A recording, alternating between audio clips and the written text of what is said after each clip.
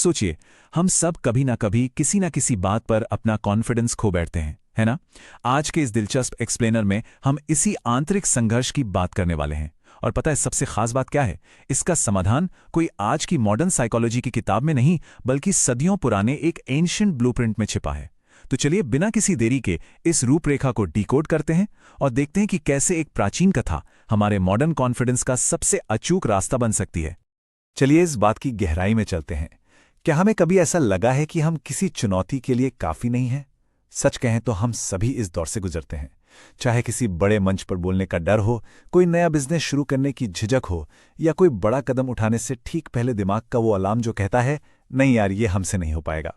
ये जो अंदर की मेंटल ब्लॉक है ना, ये पलक झपकते ही हमारा सारा कॉन्फिडेंस जीरो कर देती है। लेकिन सोचने वाली बात यह है कि आखिर ये भावनाएं आती कहां से हैं और हम इनसे बाहर कैसे आ सकते हैं। तो हमारा पहला भाग है संदेह का आंतरिक संकट। अब इस स्लाइड में जो बात है वो वाकई हैरान करने वाली है। ये जो सेल्फ डाउट या हिचकिचाहट की फीलिंग है, ये कोई नई बीमारी नहीं है। इसे ही आज हम इम्पोस्टर सिंड्रोम कह देते हैं। हम बाहर से तो बहुत मजबूत दिखने की कोशिश करते हैं, लेकिन अंदर एक अलग ही युद्ध चल रहा होता है। और सबसे दिलचस्प बात क्या है पता है? ये संकट सिर्फ हम आम इंसानों तक सीमित नहीं है। महानतम योद्धा भी अपनी ताकत भूल गए थे। जरा सोचिए, जब हम हनुमान जी का नाम लेते हैं तो दिमाग में असीम शक्ति की छवि बनती है। लेकिन एक ऐसा भी वक्त था जब उन्होंने अपना पूरा कॉन्फिडेंस खो दिया था। मतलब जिन्हें हम शक्ति का सबसे बड़ा प्रतीक मानते हैं, उन्हें भी अपनी शक्तियों को याद दिलाने की जरूरत पड़ी थी। यहीं से हम आते हैं दूसरे भाग पर, हनुमान जी की भूली हुई शक्ति। हम अक्सर हनुमान जी को बस एक शारीरिक महाबली के रूप में देखते हैं, है ना? उनकी गदा, उनका पराक्रम। लेकिन असल में उनकी सबसे बड़ी ताकत उनकी मांसपेशियां नहीं थी, बल्कि उनका आंतरिक विश्वास था। एक ऐसा मेंटल स्ट्रेंथ जिसे वो कुछ समय के लिए भूल गए थे। जरा रामायण के उस सीन की कल्पना कीजिए, जब लंका जाने के लिए वो विशाल समुद्र पार करना था। ये महज एक फिजिकल रुकावट नहीं थी, ये पूरी तरह से एक साइकोलॉजिकल लड़ाई थी। लहरें शोर मचा रही हैं और हनुमान जी एकदम शांत बैठे हैं। इसलिए नहीं कि उनमें दम नहीं था, बल्कि इसलिए क्योंकि उन्हें खुद पर डाउट था। फिर एंट्री होती है जांबुआन जी की। वो कोई जादू की छड़ी नहीं ममाते, बल्कि सिर्फ एक एक्सटर्नल ट्रिगर का काम करते हैं, जो हनुमान जी के भीतर एक जबरदस्त अवेकनिंग पैदा करता है। और जैसे ही वो खोया हुआ विश्वास वापस लौटता है, हनुमान जी असंभव को भी मुमकिन कर दिखाते हैं। तो यहाँ सबसे क्रूशियल पॉइंट ये है, जब हम इस कहानी को आज के इम्पोस्टर सिंड्रोम से जोड़ते हैं तो एक बात बिल्कुल शीशे की तरह साफ हो जाती है। जब भी हम सेल्फ डाउट में घिरते हैं तो असल दिक्कत ये नहीं होती कि हम कमज़ोर हैं या हमारे अंदर टैलेंट की कमी है। असली प्रॉब्लम यह है कि हम भी ठीक उसी तरह अपनी असली पावर को भूल गए हैं। हमारा वो जो आंतरिक विश्वास है ना, वो बस कहीं छुप गया है। चलिए अब आगे बढ़ते हैं तीसरे भाग की तरफ, इस प्राचीन रहस्य को डिकोड करना। अब सवाल उठता है कि इस भूली हुई शक्ति को वापस कैसे लाएं? इसके लिए जरा हनुमान चालीसा की इस बेहद मशहूर लाइन पे गौर करते हैं।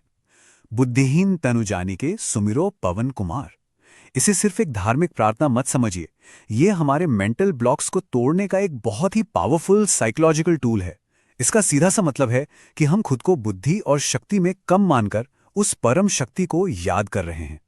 ये लाइन हमें अपनी कमियों को एक्सेप्ट करना सिखाती है, क्योंकि जब हम ये मान लेते हैं कि हमें सब कुछ नहीं आता, तभी तो हम कुछ नया सीखने और असली शक्ति को ग्रहण करने के लिए पूरी तरह तैयार होते हैं। चलिए अब देखते हैं कि इस ब्लूप्रिंट में और क्या क्या मांगा जा रहा है। सबसे पहले बल, यानी हमारी फिजिकल और मेंटल स्ट्रेंथ। फिर बुद्धि, मतलब सही समय पर सही फैसले लेने की समझ। उसके बाद विद्या, यानी ज्ञान। और सबसे आखिर में जो सबसे ज्यादा जरूरी है, क्लेश और विकारों का नाश। ये क्लेश और विकार कोई और नहीं, बल्कि हमारे वही गहरे मेंटल ब्लॉक्स और नेगेटिव थॉट्स हैं जो हमें आगे बढ़ने से रोकते हैं। सब कुछ इसी एक फॉर्मूले में है। एक बात बिल्कुल साफ कर लें, ये पूरी प्रोसेस ईगो या अहंकार को बढ़ाने के लिए बिल्कुल नहीं है। ये असल में विनम्रता और विश्वास का वो साइकोलॉजिकल स्टेट है जहां हम खुशी खुशी अपनी लिमिट्स को स्वीकार करते हैं। सिर्फ बाहरी दिखावे या अपने ईगो पर टिके रहने के बजाय जब हम पूरी विनम्रता से उस शक्ति को पुकारते हैं, तो हमारे अंदर के सारे कष्ट और सेल्फ डाउट अपने आप खत्म होने लगते हैं। वाकई यही वो असली नींव है जिस पर हमारा अटूट विश्वास खड़ा होता है। तो अब आते हैं चौथे भाग पर, असली आत्मविश्वास की नई परिभाषा। और ये स्लाइड बहुत ही खूबसूरती से इस बात को समझाती है। आज के टाइम पे ना कॉन्फिडेंस को लेकर एक बहुत ही गलत नैरेटिव सेट हो गया है, जिसे बदलना बहुत जरूरी है। आजकल कॉन्फिडेंस का मतलब माना जाता है लाउड होना, हर वक्त परफेक्ट दिखना या दूसरों को इंप्रेस करना। पर सच कहें, यह सिर्फ एक इल्यूजन है, एक धोखा है।